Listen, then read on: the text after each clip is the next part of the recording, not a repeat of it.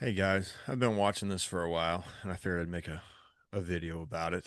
There might be guys out there to corroborate this or kind of go against it. It is what it is, right? But the high school weight room and the bench press, they're going to be tied together forever. The high school athletes, it matters. The bench press, it matters. Whether we feel like that carries over to sport or not, everybody has different opinions on that. But to the athletes, it's the core lift. They're talking about what their bench press is, not what their Bulgarian split squat is. And if they're not doing it in the weight room, they're doing it somewhere. So if we're so naive as to think they're not, then that's really on us. But as I've worked through high school athletes and I've seen some faults and some things that have really helped them in what's moved the needle, I figured we'd talk about it today real quick. So tightness, especially when you're asking for speeds, the first thing that goes is the tightness.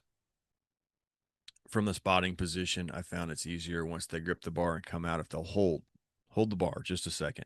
And then you as the spotter coach can put your hands on their hands and pull their hands apart. Now they're gripping the bar. You're not actually pulling their hands apart, but they can feel it. And they can feel pulling the bar apart all the way to their chest, not just once they come off the rack. As they get down to their chest, then you can cue them to lift their chest into the bar and create that wedge that's going to give them the most push from the bottom position. Now, as the weight gets heavier, that's the first thing to go. You have to understand that they're going to fall back to the skill that they are most accustomed to, and typically it's not keeping that tightness. So as you work through that, especially in reps of submaximal weight, and then coach it at the higher ends when the weights are getting heavier, but they're not at max effort, you can start instilling that idea. The next thing that I saw is bar path.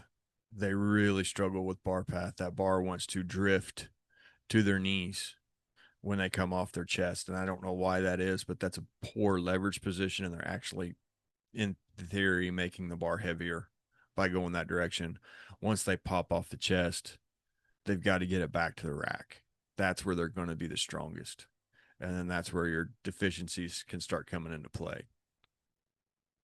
One thing we had pop up when we were working with some athletes and peaking for a season was I started noticing some of these guys, their two board was exactly the same as what they were off the bench, and I didn't understand that why it would be that way. It should be stronger, I would have thought, but what it pointed out was there was a deficiency in the triceps.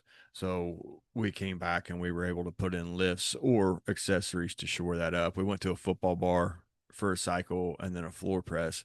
And then as those numbers go up, their bench press has went up, and you have some happy athletes. You addressed a weakness they had, which all the kids can use it.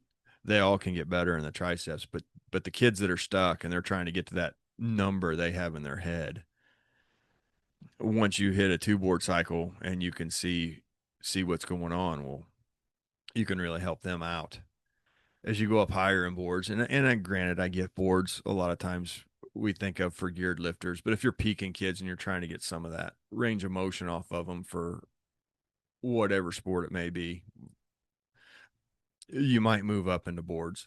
So like you start getting up in them three boards, you start getting a little higher. Well, then now you're starting to look at delt deficiencies. So you can program that in, and you can help them there as well. The other things I had was their volume may be too much. If it's worth the conversation, if they're at 205 and they're trying to get to 205, they may be doing what you're asking them to do, and then they may be going to another gym and stacking on that, and they just can't overcome the hole they've developed for themselves. They don't understand what they think is good is actually holding them back from their goals. Letting them know how much is too much and getting them to buy in that it's not all about the volume. It's hitting the right exercises to move the needle. The other thing I've noticed is as season goes on, it depends where you're at in your season. If you're in a long basketball season or if you're in a long football season and those kids are getting hammered, they lose weight. As they lose weight, their leverage changes. So a lot of times if they just maintain where they're at, they're actually getting stronger because they're getting stronger in leverages that they haven't practiced. Dehydration will play in there on a lot of your big guys, a lot of your linemen. And then just overall running and getting in shape and leaning out is going to change the leverages they're in. So keep that in mind. So to recap, just kind of what I've noticed is tightness, teaching them to be tightness into the bar, wedge in and get a good push out. Develop the lats, develop the back. That gives a lot of good starting strength from that wedge. The bar path is the next. Get them to go up off the chest, back to the rack. This magnifies in your incline presses. And you'll see a lot of missed weights, not because the kid isn't strong enough, but because the kid is out of the groove. It's a good place to watch that from the side and develop that. Volume. How much volume are they getting in? They might be doing a lot on their own. Help them to regulate that.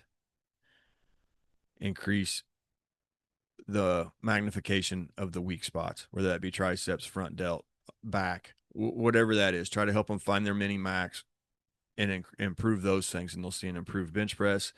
And then be aware of their leverage changes as the seasons go on, so that you can have a conversation about food, nutrition, and what's actually happening. They're not getting weaker; their body's changing.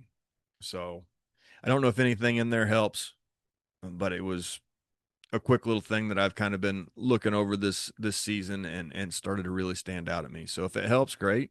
If you have any questions or if you have something you want to add to the list, add to the comments and we'll go from there. Thank you guys.